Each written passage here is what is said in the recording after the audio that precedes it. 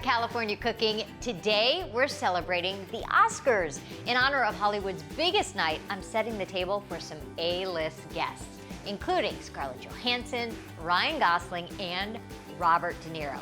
I mean, they haven't RSVP'd yet, but I'm hoping they show up. Well, you know you've made it in Hollywood when they name a dish after you. Scarlett Johansson was in one of the greatest food movies of all time, Chef, and that's where the Scarlett pasta was born. Celebrity chef Roy Choi was a consultant on the movie and talks about his love of the movie biz and his buddy Jon Favreau. Take a look.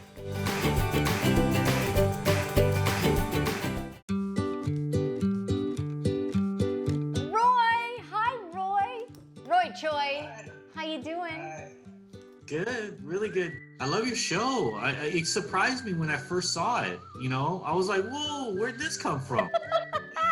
I'm gonna make, at some point, the Scarlett pasta. So tell me the story about that and the story about Jon. So Jon, for the movie Chef, did you teach him how to cook? Did he come in knowing anything about how to cook? The precursor to the Chef show was the movie Chef. It started off with just Jon finding me and hiring me for a job. I was obviously a fan, but we didn't know each other. Right. And it was just supposed to be a job. That was it. But like from day one, Jon and I don't know, we just connected. You clicked, yeah. We're soulmates that we're supposed to meet at some point. And we were inseparable from day one. And so it turned out to be more than just a job. You know, he wrote the script and had everything way before we even met. But he himself wasn't really a chef yet. So what we did was we sent him to culinary school. Okay. Yeah, we sent Jon Favreau to culinary school. He fit right in. And then I had him stage or intern in my kitchens for a couple weeks. And he would just go in like a prep cook and just work. But I hear you're tough. You were tough on him. What's it the was rule? really important for me to make sure that he understood all the nuances, because you can't fake that stuff. So he had to really be in the environment and talk with the cooks and be around the energy. And he was so game to all of it. That's what made everything from the Chef movie to the Chef show so beautiful, is because all of us were all in, including Jon, most of all, and it was great in the kitchens, because all the kitchens that I had him work at, most of my cooks had no idea who he was, and so he just fit right in. He was just himself. Yeah. He was just prepping all day with them, and it was just really amazing. So that whole thing that I just described was just this crazy whirlwind of a year, of just meeting and then being inseparable, filming the movie, going to 4 different cities and being together all the time, editing the movie. And then in Hollywood, I had never made a movie before. When the movie ends, everything ends. It's over. It's over. You go your separate ways, and you kind of never see each other again. How sad. And that's it. And then for us, it was like summer camp ending. It was just over. And we were just like, my best friend. Yeah. We were looking for ways to hang out, and so Chef Show was a way for us to hang out together. I love it. That's so cute. It was a total excuse for us to hang out. And then Scarlett's pasta. Scarlett's pasta is so there was this very intimate love scene in the movie, or intimate scene where Jon and Scarlett Johansson's character, are doing adult things. Sure. We follow. Looking for her, and I just felt like in that moment, something about it just felt like it fit the mood and it fit everything. But at that point, it wasn't called Scarlett's pasta yet. So just cooking it in the scene and everything, and he gave it to her and she loved it. And then Jon he told this story as well. Then I came back, and on the second take, I did a couple little adjustments to it. Then she ate it, and then she was just like, I'm eating it. So from that point forward, it kind of got nicknamed Scarlett's pasta. So she really liked your pasta. What would the dish be that you would make for a loved one to kind of, get the mood set? That dish was kind of vicariously me. I was kind of living through Jon cooking for Scarlett. And it worked. That's my answer. I like it. The Scarlett's pasta, it's an a la minute dish. And it just requires absolute attention. You know, it's like walking a tightrope. You can't like be texting. You know, like it requires absolute devotion, attention, devotion, and it all happens within like a minute and a half. You walk out of it like with the best bowl of pasta ever. So I can't wait to try it. I know, I can't wait. Thanks, Roy. I just loved hearing the story about how the Scarlett pasta was born and how John and Roy met, and I'm so happy 8 years later they're still working together on one of my favorite TV shows, The Chef Show. Coming up, some of the biggest names in Hollywood frequent this restaurant, and oh yeah, it happens to be co-owned by Ryan Gosling. I'm taking you to Tagine. Then Oscar-winning actor Robert De Niro is part owner of a restaurant that's known for its fabulous sushi. So I'm making the perfect Oscar viewing appetizer inspired by Nobu. But first, I'm cooking up the famous pasta in the movie Chef, named after Scarlett Johansson. That's coming up next.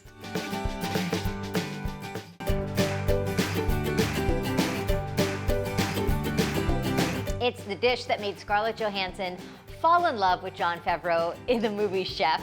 Here's how easy and garlicky Scarlett pasta is. Take a look.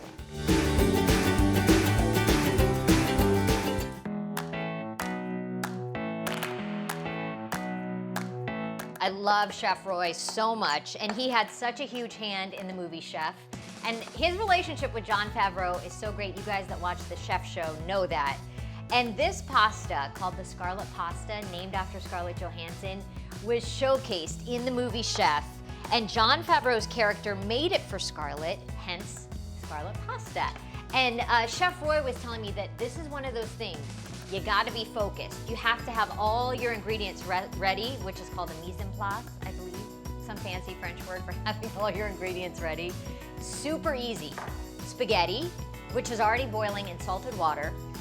12 cloves of garlic, a cup of parsley, cup of olive oil, red pepper flakes, lemon, some good Parmesan cheese, the real stuff that has the word Parmesan stamped on the rind. That's when you know it's the real deal.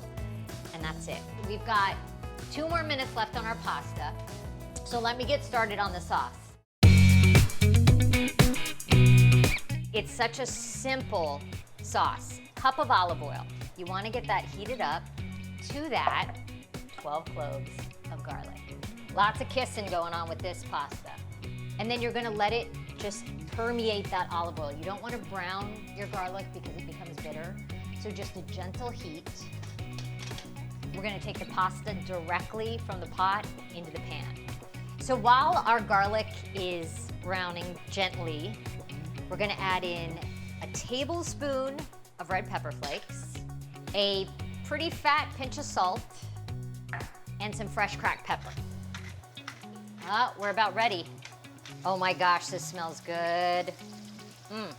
Time for our pasta to go in. Okay, pasta's in. And then you coat everything. I don't know if I can do it, but I always see them do this. I'm gonna get grease all over my shirt. And you want to take the pasta out maybe a minute before it's done, before it's al dente, because you're going to let it cook in the oil for just a minute. To that, because there's no sauce, it's just olive oil, some pasta water. And the pasta water has all the starches from the cooking, and that's going to help build a sauce. Heat off, we're done. Parmesan cheese, half a cup. You don't want to cook Parmesan cheese, you want to turn the heat off. I'm gonna cut some lemon. I'm gonna add a bunch of parsley going in. I have a cup of chopped parsley. Pinch of salt. Okay, last thing, 2 lemons, depending on how lemony you like it. Squeeze in the juice. There it goes. Look at that. Get all that garlic and oil in there. Then some freshly grated Parmesan cheese right on top. This smells like garlic heaven. Scarlett pasta.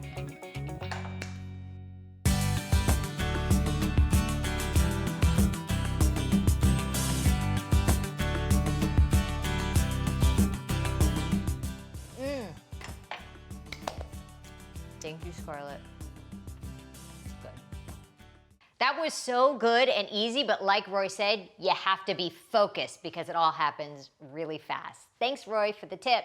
Coming up, I'm taking you to Oscar-nominated actor Ryan Gosling's restaurant right here in LA.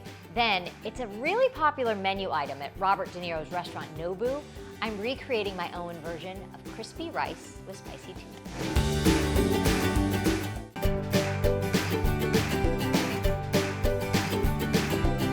Okay, here's some name dropping for you. Meryl Streep, Sean Penn, Keanu Reeves, and more Hollywood A-listers are always spotted dining at Tagine. This hotspot is co-owned by Oscar-nominated actor Ryan Gosling. Let's meet the chef and taste one of Ryan's favorite dishes.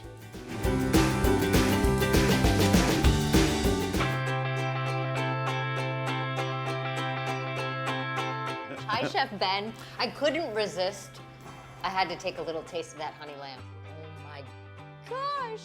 Now this is the dish I heard that people keep coming back for. People, they're coming back for that and lamb chop as well. Tell me about Meryl Streep and your honey lamb. Meryl Streep, actually, she got the lamb chop.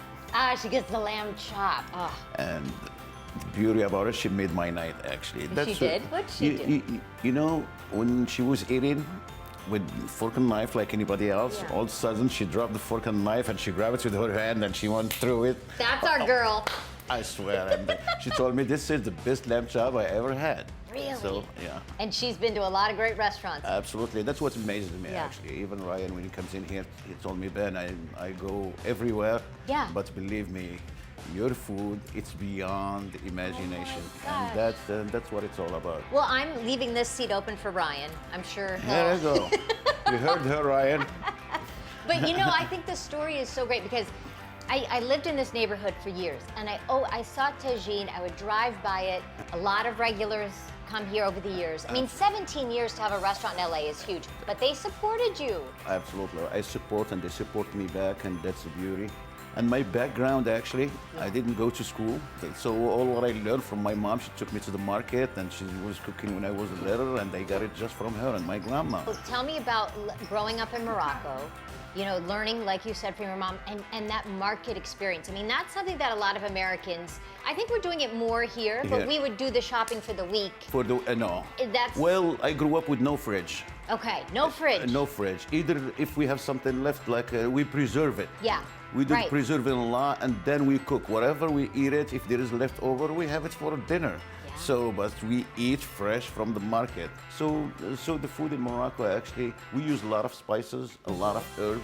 So it's beautiful location that you have the Mediterranean and you have the Atlantic, and you know, it's rich. Right, already. rich soil. Okay, Ben, then can you believe here you are, the heart of Hollywood? All these celebrities want to eat your food. Even if I dream, I will never dreamed it like this. To tell you the truth, it's priceless. So the fact that Ryan Gosling, I think of you two as kind of an odd match, right? An odd pairing. Actually, or are you guys best friends now? We met. When he used to live in downtown in his love. Okay. I did one event for him. That's the first time I gonna met. He was just finishing the movie Notebook. Oh, of course. And I told him. Ben, you've cried at the Notebook. Oh, I did. Oh, yeah. I didn't know he was an actor, actually. Okay. So when I finished the care, he told me, Ben, the art was your food. What is your place? I want to eat your food every day. Yeah, I said, well, I think he just wants to make me really happy. Blah, blah, blah. And then we start hanging out for 3 months on the road, telling him my stories and all that. And he told me, Ben, find the place and we're all going to support you. You're going to be... and that's how it started, actually. He built those mirrors, actually. Ryan Gosling did? Yeah. So he not only helped financially, but hands-on with this business. No, this is a love and everything. Wow. And we're choosing the tiles, the material. We go to downtown. He sleeps here 48 to 72 hours in this place just to build this. I told him, even grew up with no money, but we grew up happy. Just, we gotta be just happy. With what you have. What you have and you're happy, and that's a beautiful life.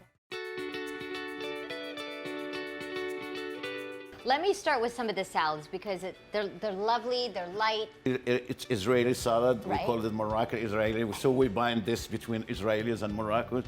But except I add little hekima to it.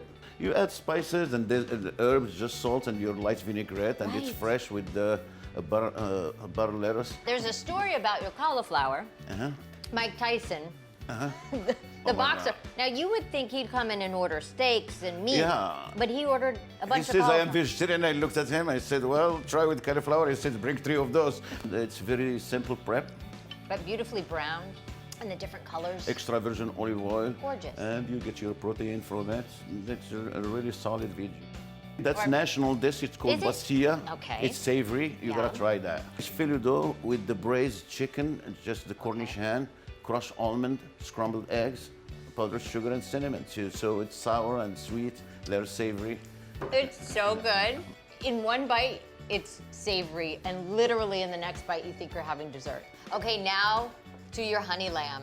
I also heard Chrissy Teigen, she posted about your honey lamb and said it was one of the best things she's ever and had. Kuvit, she called it actually to go. We didn't know who she is. She Right. just ordered the food, and all of a sudden, we saw 2 million people following and talking about my honey lamb at Tagine Beverly Hills. I said, oh my God, this is good. Oh my It's New Zealand lamb shank, and from New Zealand they have a really good meat, and you braise it 40 minutes, and with 7 spices, the herbs, and then you finish it up with the Santa Barbara honey. Sometimes lamb can be lammy. Oh wow! This is so When it comes to- beautiful. When it comes to the lamb, I am the guy. Mwah. You are the lamb guy. The lamb guy. Here you go.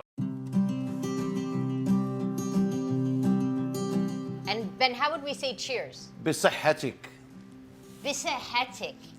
Now, I heard Keanu Reeves loves your tea, that he came and had several glasses of tea. He had iced teas actually, tall glasses like this, like 7 or 8 of them. So many countries have a version, Oh, right? well, just Tell- grab it with your hand. Okay, and- baklava. The crunch. Mmm. Look at those layers. Can you count how many? What's so magical about Tagine is you and the food. Thank you. And I can't wait to come back. Oh, that food was really good. And I have to agree with Ryan. I think my favorite is the honey lamb. From Moroccan food to Japanese, Robert De Niro, not only a 2-time Oscar winner, but he has built quite the empire with his very popular restaurant, Nobu. I'm recreating one of the famous items on the menu, and it'd make a great snack while watching the Oscars.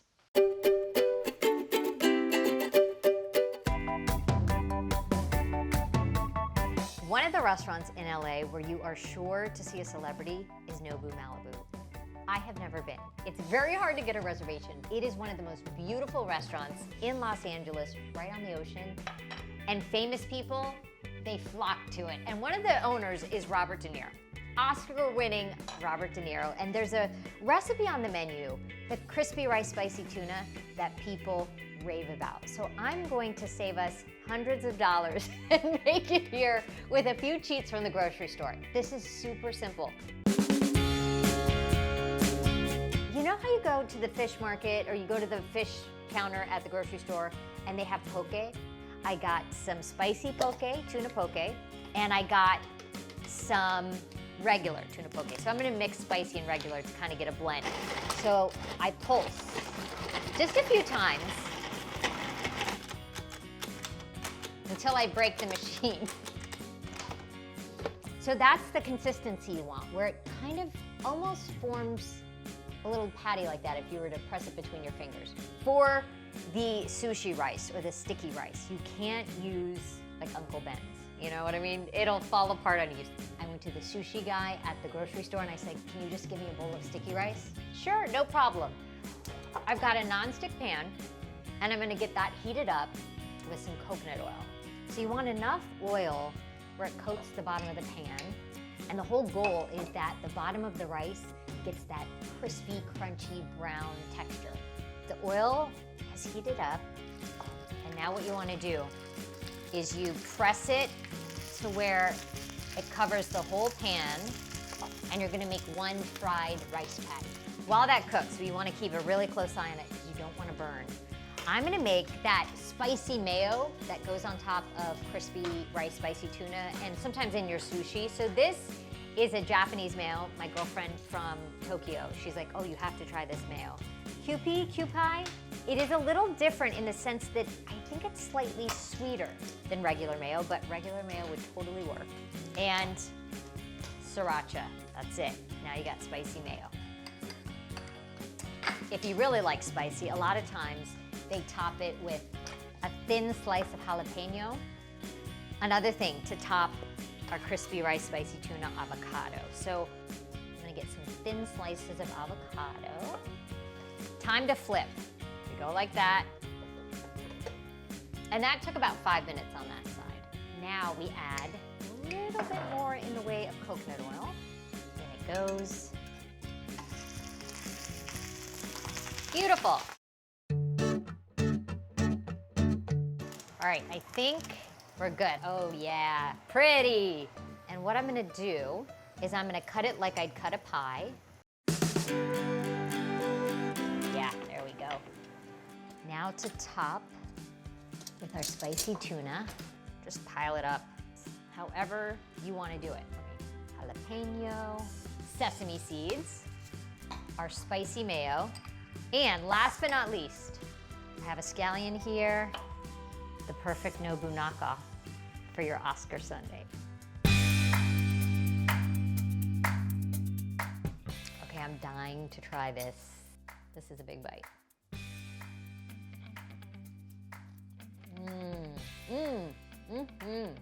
Rice is crispy on the bottom, but creamy in the middle. You've got the spicy tuna, the crunch, the creaminess of the mayo. I hope you try it. I've made that dish for people a few times, Megan Henderson's birthday, and it's always a hit. Well, that does it for us. Enjoy the Oscars. We'll see you next week.